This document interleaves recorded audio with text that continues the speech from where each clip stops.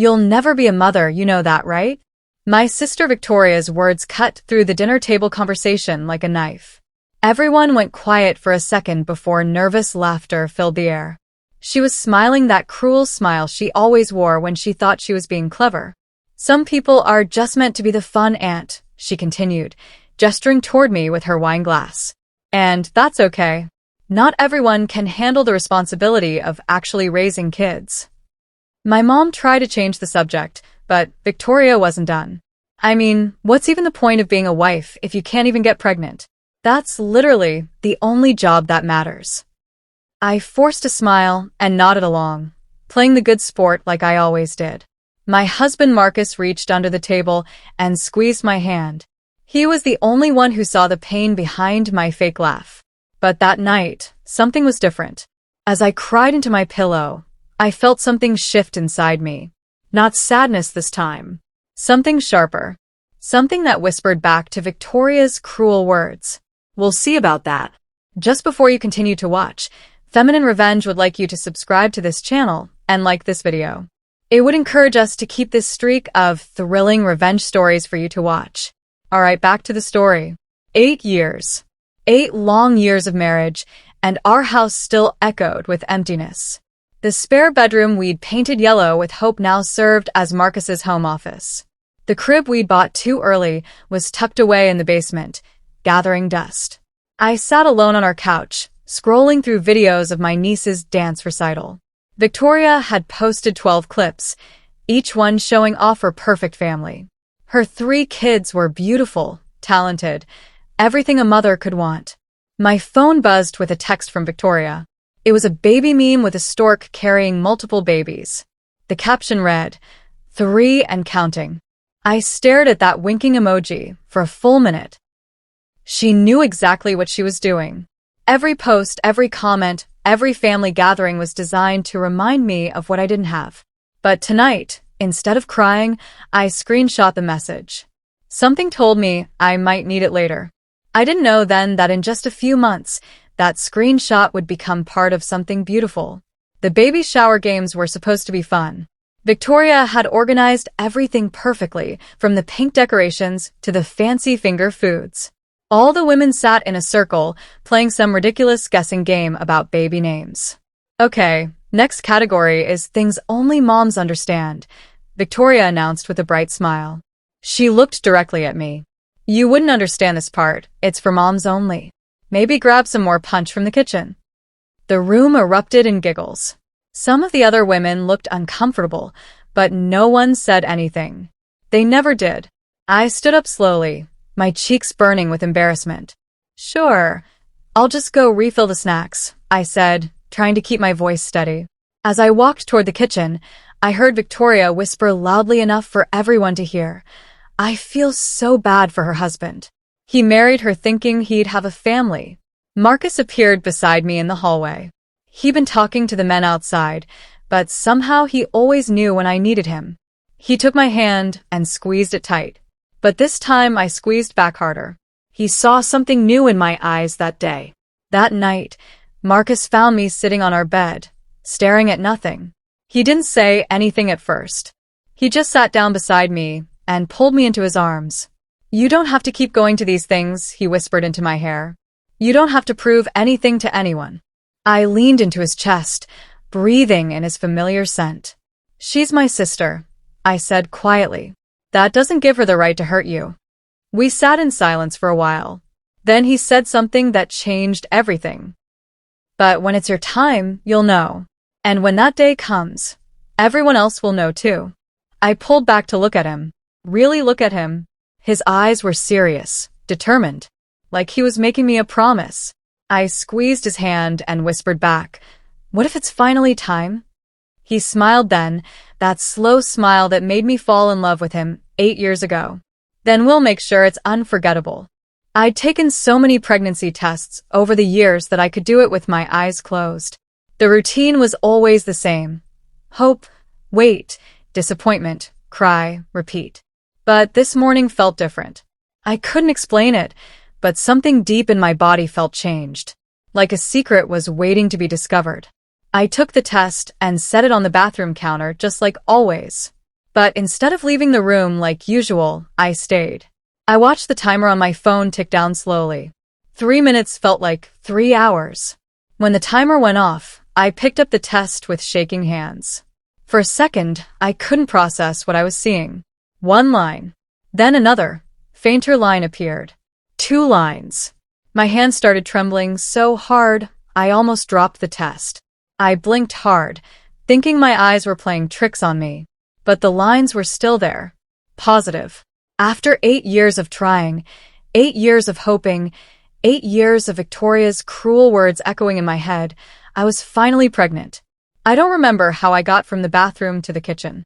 I must have been moving in a daze because suddenly I was standing there, holding the test, with tears streaming down my face. But these weren't the sad tears I'd cried so many times before. These were different. These were joy tears, relief tears, finally tears. Marcus walked in from the garage, took one look at my face, and froze. What happened? Are you okay? I couldn't speak. I just held up the test with both hands, like I was holding something precious and fragile. His eyes went wide. He crossed the kitchen in 2 giant steps and pulled me into the biggest hug of my life. We stood there crying together, holding each other, and that little plastic test that changed everything. We're not alone anymore, I whispered into his shoulder. He pulled back to look at me, his eyes bright with tears and something else. Something that looked like mischief. Let's make this announcement unforgettable, he said with a grin. And just like that, the plan began. The next few weeks passed in a blur of doctor appointments and secret joy. I scheduled my first ultrasound, started taking vitamins, and began the careful dance of hiding my symptoms from everyone, especially Victoria. She called me on a Tuesday morning, her voice bubbling with excitement. Guess what? I'm planning the most amazing gender reveal party for baby number 4. It's going to be so cute. I nearly choked on my morning tea. Baby number 4? Surprise. I wanted to wait until the second trimester to tell everyone. The party's going to be huge. Pink and blue everything, a massive LED screen for the reveal, the works. She kept talking about decorations and catering, but all I could think about was the timing. My ultrasound was scheduled for next week. Her party was in 3 weeks. You'll come, right? She asked, though her tone suggested it wasn't really a question. I know these things are probably hard for you, but family is family. I smiled into the phone. Wouldn't miss it for the world. But I was already thinking about a different kind of reveal. Victoria called again the next day with what she thought was a brilliant idea. Hey, I have a favor to ask. You know how Marcus is so good with technology and stuff? Would he be willing to run the LED screen at my party? I want the gender reveal to be perfect, and I trust him way more than some random technician. I had to bite my lip to keep from laughing out loud. The irony was too perfect. Let me ask him, I said, trying to sound casual. But I'm sure he'd be happy to help. When I told Marcus about Victoria's request that evening, he got the same mischievous look in his eyes that I was feeling in my heart. So, she wants me to control the screen that's supposed to reveal her baby's gender? He asked slowly. That's exactly what she wants. We looked at each other across the dinner table, and I could practically see the wheels turning in both our heads. Well, Marcus said with a grin, I guess we better give her a reveal she'll never forget. The plan was falling into place perfectly. My friend Alex was a video editor who worked with social media influencers. He owed me a favor from when I'd helped him move last year, so when I called asking for help with a special project, he agreed immediately. I want something emotional but powerful, I explained as we sat in his editing studio. Like those comeback videos you see online, but classier. He showed me the first draft, slow piano music, black and white clips of me looking sad, then the ultrasound footage fading in with golden light. It was beautiful and heartbreaking, but something was missing. Can you add text overlays? I asked. Like quotes or messages? Alex raised an eyebrow. What kind of quotes? I pulled out my phone and showed him the screenshots I'd been collecting. Victoria's cruelest comments from texts, social media posts, and family gatherings. Her exact words about me never being a mother. Oh, Alex said, understanding immediately. You want to go there? I nodded. but tastefully. Make it clear who said what, but don't make me look petty. He cracked his knuckles and opened a new project file. Let's make some magic. The final edit was perfect. Alex had outdone himself. It started soft and sad, with piano music and slow-motion clips of me at family gatherings, looking left out. Then Victoria's words appeared as elegant text overlays. You'll never be a mother. What's the point of being a wife if you can't get pregnant? Some people are just meant to be the fun aunt. The music shifted, became stronger, more determined. Then came clips of me and Marcus holding hands, walking together, supporting each other through the hard times. The text changed too. They said I was broken. They said I was less than. They said I'd never be enough. Finally, the ultrasound appeared. Clear as day, my baby's tiny heartbeat visible on the screen. The text faded to one simple message. This is the child you said would never exist. See you soon, little miracle. At the very end, new text appeared. Now who's barren? Alex leaned back in his chair, looking proud. That's going to destroy her. No, I said quietly, saving the file to a USB drive. That's going to educate her. Victoria handed me the invitation personally at Mom's house the following Sunday. It was sparkly pink with gold letters, obviously expensive. I'm so excited for you to see everything I've planned, she said, though her tone had that familiar edge. It's going to be magical, a real celebration of motherhood. She emphasized the word real, just enough to sting. The whole family's coming, plus all my mom friends from the kids' schools. It'll be a big crowd. She paused, studying my face. You better come. Don't be awkward just because you're still waiting. I took the invitation and smiled sweetly. I wouldn't miss it for the world. Marcus is excited to help with the screen too. Perfect. Make sure he has everything set up early. I want this to go off without a hitch. As she walked away, I looked down at the invitation again. Bold letters announced, our greatest reveal yet. I tucked the invitation into my purse next to the USB drive. Victoria had no idea how right she was. The night before the party, Marcus and I did a final check of everything. Alex had delivered the video file on a professional USB drive labeled Baby Reveal in fancy letters. To anyone else, it would look exactly like what Victoria was expecting. Marcus connected the drive to his laptop and tested the video one more time. The quality was perfect, the timing was flawless, and the message was crystal clear. Are you sure about this? He asked, though I could tell he was excited. Once we do this, there's no taking it back. I thought about 8 years of trying to have a baby. 8 years of Victoria's comments. 8 years of being made to feel like less of a woman because my body didn't work the way it was supposed to. Then I thought about the tiny heartbeat on the ultrasound screen. My miracle baby, growing inside me right now. I'm sure, I said firmly. She needs to know that words have consequences. Marcus grinned and tucked the USB drive into his pocket. Then let's give her a reveal she'll never forget. Tomorrow was going to change everything. Victoria's baby shower was exactly what I'd expected. Perfect, pink, and completely over the top. The backyard was transformed into a princess paradise with balloons, streamers, and enough pink decorations to stock a party store. About 50 people had shown up, including most of our extended family and Victoria's entire social circle. Everyone was dressed in their Sunday best, sipping fancy cocktails and eating tiny sandwiches cut into baby-themed shapes. I wore a loose flowy dress that hid my still small bump perfectly. No one suspected anything. Marcus was busy setting up the LED screen near the main party area. Victoria kept checking on him, making sure everything was positioned exactly right for maximum impact. This is going to be so amazing, she told the crowd. We've got a special surprise for the gender reveal that's going to blow everyone away. I stood at the edge of the group, smiling politely and making small talk. But inside, my heart was racing. The MC Victoria had hired stepped up to the microphone. All right, everyone, gather around for the main event. Countdown in 5, 4, 3, 2, 1, reveal.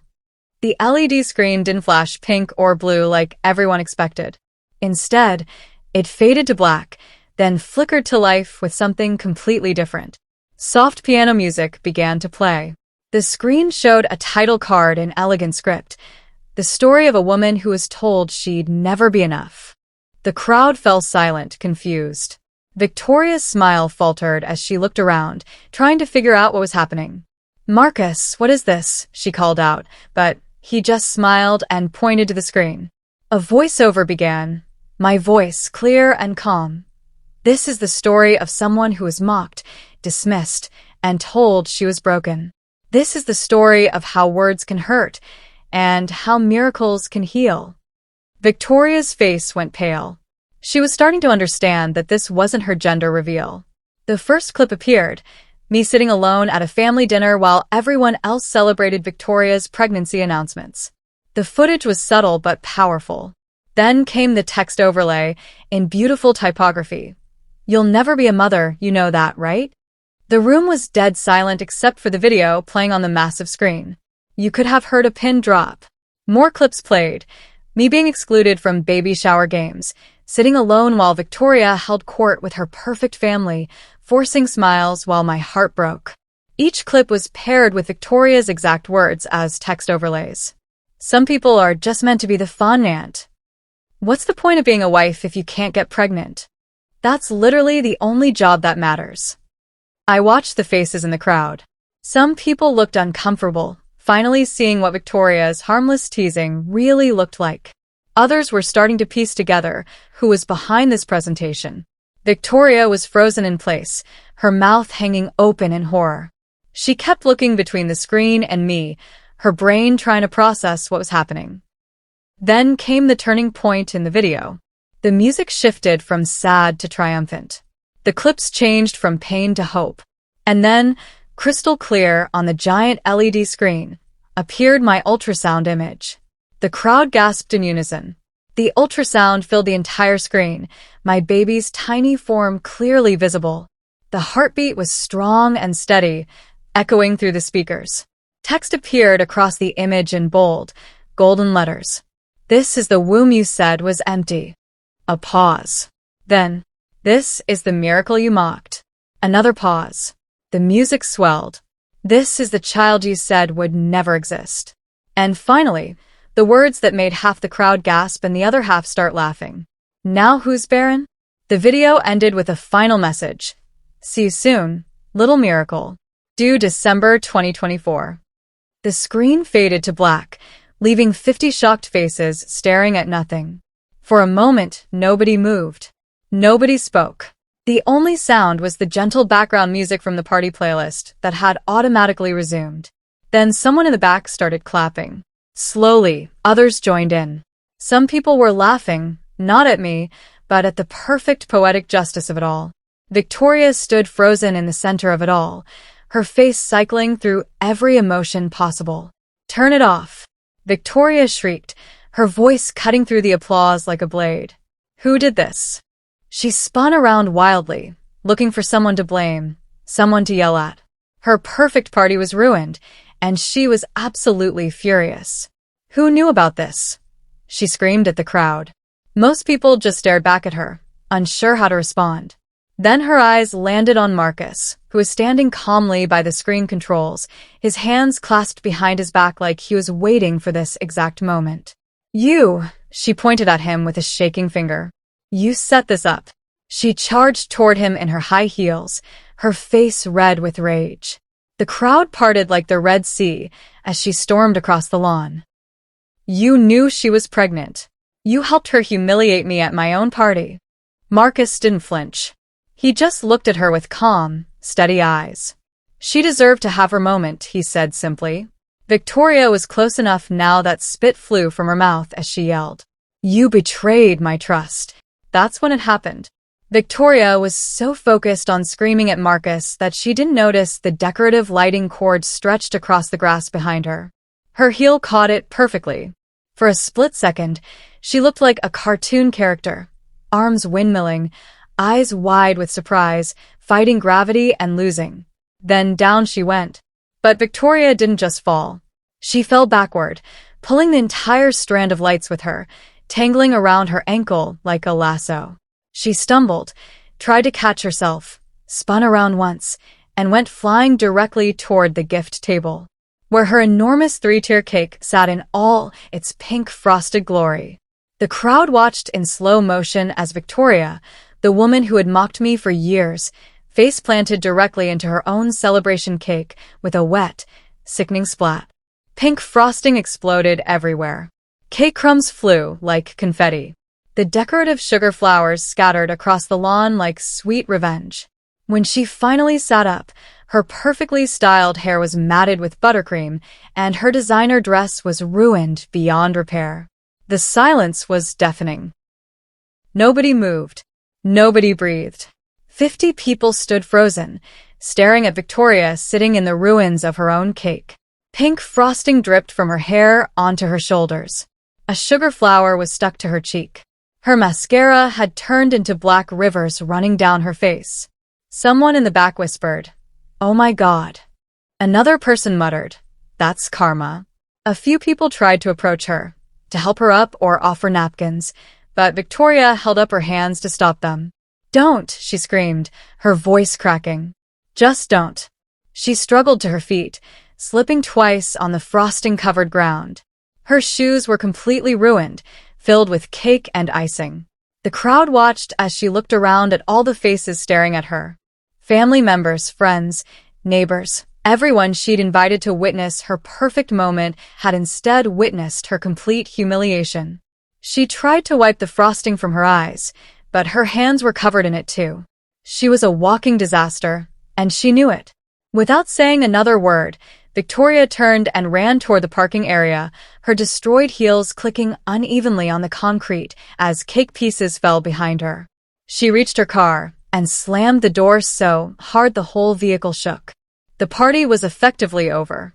How do you continue celebrating after the guest of honor has just face-planted into her own cake and fled the scene? People started gathering their purses and saying awkward goodbyes.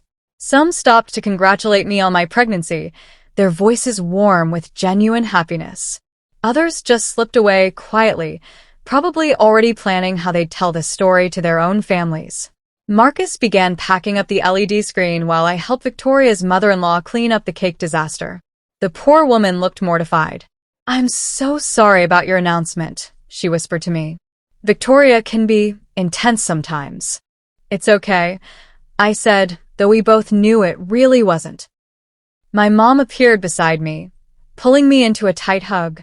"I'm so proud of you, sweetheart. And I'm sorry it took something like this for the truth to come out." As we stood there watching people leave, I caught sight of Victoria's car in the parking area. She was still sitting inside, probably trying to clean the frosting off her face. My phone buzzed with a text notification, but I ignored it. Whatever it was could wait. I had no idea that Victoria was sitting in her car, composing the longest voice message of her life. A message that would change everything between us. Later that night, Marcus and I were sitting on our couch, finally processing everything that had happened. My phone had been buzzing with messages all evening. Congratulations from family members, questions from friends who'd heard about the drama secondhand. But one notification was different. A voice message from Victoria, sent 3 hours after she'd fled the party. I almost deleted it without listening. I wasn't ready to hear her anger, her excuses, her attempts to turn herself into the victim. But something made me press play. Victoria's voice came through the speaker, broken and raw. "I'm sorry. God, I'm so sorry. I know that doesn't fix anything, but I needed to say it." I could hear her crying, really crying, not the dramatic tears she used for attention. I was jealous. I was so jealous of you, and I didn't even realize it until today. You're everything I pretended to be, strong, kind, patient. And I was cruel because I was scared that people would see the truth about me. The message went on for almost 10 minutes. Victoria admitting things I never thought I'd hear her say. I listened to it twice before texting back. "We need to talk." 3 days later, Victoria showed up at my door. No phone call, no text warning. She just appeared on my porch looking smaller than I'd ever seen her. Her eyes were red and puffy, like she'd been crying for days. She was wearing plain jeans and a t-shirt, no makeup, her hair in a simple ponytail. She looked more human than she had in years. "Can I come in?" she asked quietly. I led her to the living room, and we sat on opposite ends of my couch. For 20 minutes, neither of us spoke. We just sat there in the heaviest silence I'd ever experienced. Finally, Victoria broke. "I don't know how to apologize for 8 years of being a terrible sister." I looked at her, really looked at her, and saw something I hadn't seen since we were kids. Genuine remorse. "You were cruel," I said simply. "For years, you made me feel like I was broken, like I was less than. Do you understand how much that hurt?" She nodded, tears streaming down her face. I hated myself for not being able to get pregnant the first time, and when it finally happened, I turned into this person who needed to prove I was better than everyone else. "Especially you." Then she said the 2 words I'd been waiting 8 years to hear. "Forgive me." Forgiveness doesn't happen overnight. It's not a switch you flip or a choice you make once. It's something you have to choose over and over again every day. Victoria and I started slowly. Text messages about doctor appointments and baby symptoms. Careful conversations about due dates and nursery themes. It was awkward and fragile, like learning to walk after a long injury. She sent me maternity clothes she'd never worn. I shared ultrasound photos when I got them. We talked about our kids growing up together, about being the aunts we'd always meant to be. The family was shocked by our reconciliation. Some people thought I was crazy to forgive her so easily. Others thought she didn't deserve a second chance. But trust isn't about what other people think. It's about 2 people deciding to rebuild something that was broken. Victoria came to every doctor's appointment after that. She helped me paint the nursery. She drove me to the hospital when I went into labor at 3 a.m. And when my daughter was born, Victoria was the first person to hold her after Marcus and me. "She's perfect," she whispered, tears in her eyes. "You're going to be an amazing mom." The bridge between us was rebuilt, one honest moment at a time. When it came time for my baby shower, Victoria insisted on hosting. I was nervous about it. Memories of that disastrous day were still fresh for both of us. But she planned everything perfectly. Simple decorations, close family and friends, no drama or games designed to exclude anyone. When it came time for speeches, Victoria surprised everyone by standing up. "I want to say something about my sister," she began, her voice steady but emotional. "This woman taught me what real strength looks like. She endured years of pain and cruelty, some of it from me, and still chose to forgive." The room was completely quiet, hanging on every word. She never gave up hope, even when everything seemed impossible. And when her miracle finally came, she could have been bitter or angry. Instead, she chose grace. Victoria looked directly at me. "You're going to be the mother you always dreamed of being, and your daughter is lucky to have you." The crowd erupted in applause. People were crying, including me.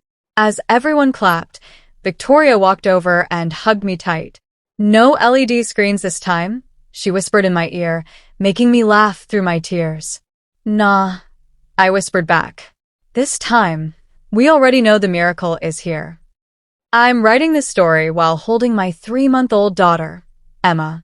She's sleeping peacefully in my arms, completely unaware that she was once called impossible, that her existence was once mocked, that she represents the greatest comeback story of my life. Victoria brought us lunch today. She does that every Tuesday now. She sat on my couch, holding Emma while I ate a sandwich with 2 free hands for the first time in weeks. "Do you ever think about that day?" she asked quietly, watching Emma sleep. "Which day?" "The shower. The cake. All of it." I thought about it seriously. That day had changed everything between us. It had forced truth into the open, broken down walls that had been built over years of hurt. "I think about how perfect the timing was," I said finally. "Like the universe decided it was time for both of us to grow up." Victoria smiled, the real smile I remembered from when we were kids. "Emma's going to hear the story someday, you know, about how her mom stood up for herself and how her aunt learned to be better." I looked down at my daughter, this tiny, perfect person who had already changed so many lives just by existing. "I hope she learns that miracles are real," I said. and that sometimes the best revenge is simply proving everyone wrong. Victoria laughed. And that cake makes everything messier, but somehow more honest. Emma stirred in Victoria's arms, opening her tiny eyes for just a moment before drifting back to sleep. "Welcome to the world, little miracle," Victoria whispered. "Your mom's been waiting for you for a very long time." And in that quiet moment, I knew that all the pain, all the waiting, all the cruel words had led us exactly where we needed to be. Sometimes the greatest stories are the ones where everyone gets a second chance to be better. Have you ever had someone doubt your dreams, only to prove them spectacularly wrong? Drop a comment below sharing your own comeback story. And if this touched your heart, please hit that like button and subscribe for more real-life stories of triumph and forgiveness. Remember, your triumph might be closer than you think. If you enjoyed this story, make sure to like this video, comment, and smash the subscribe button. Also check out other videos on the channel. Feminine Revenge has got more thrilling stories for you.